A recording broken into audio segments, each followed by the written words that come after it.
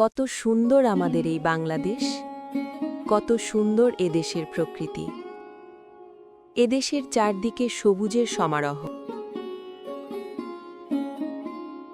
সবুজ গাছপালা, ফসলের ক্ষেত,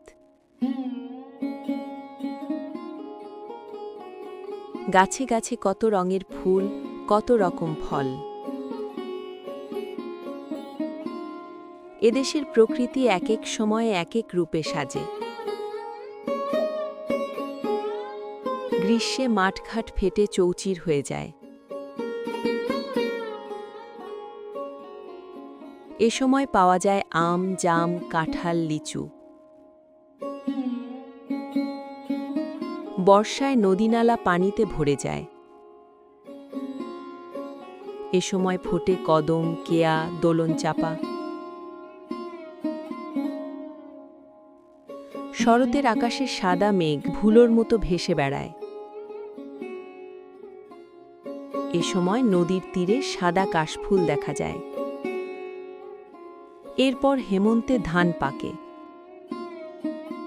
সোনালি ধানে মাঠ ভরে যায়।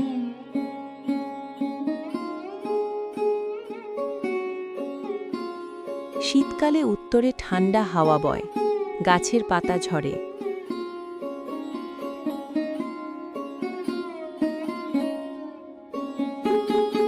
এরপর শিমুল, পলাশ, কৃষ্ণচূড়া ফুল নিয়ে আসে বসন্ত। কোকিল কুহু কুহু ডাকে। এভাবে ৬টি ঋতু একের পর এক আসতে থাকে। বাংলাদেশের প্রকৃতির আরেক সৌন্দর্য এর নদী। অসংখ্য ছোট বড় নদী রয়েছে এদেশে, সেগুলো জালের মতো ছড়িয়ে আছে। পদ্মা, মেঘনা, যমুনা, এই ৩টি আমাদের বড় নদী।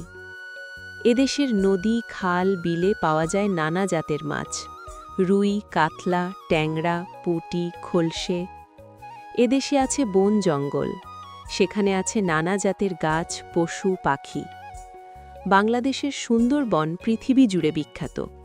এই বনে আছে সুন্দরী, গেওয়া, গড়ান, কেওড়া, গোলপাতা গাছ।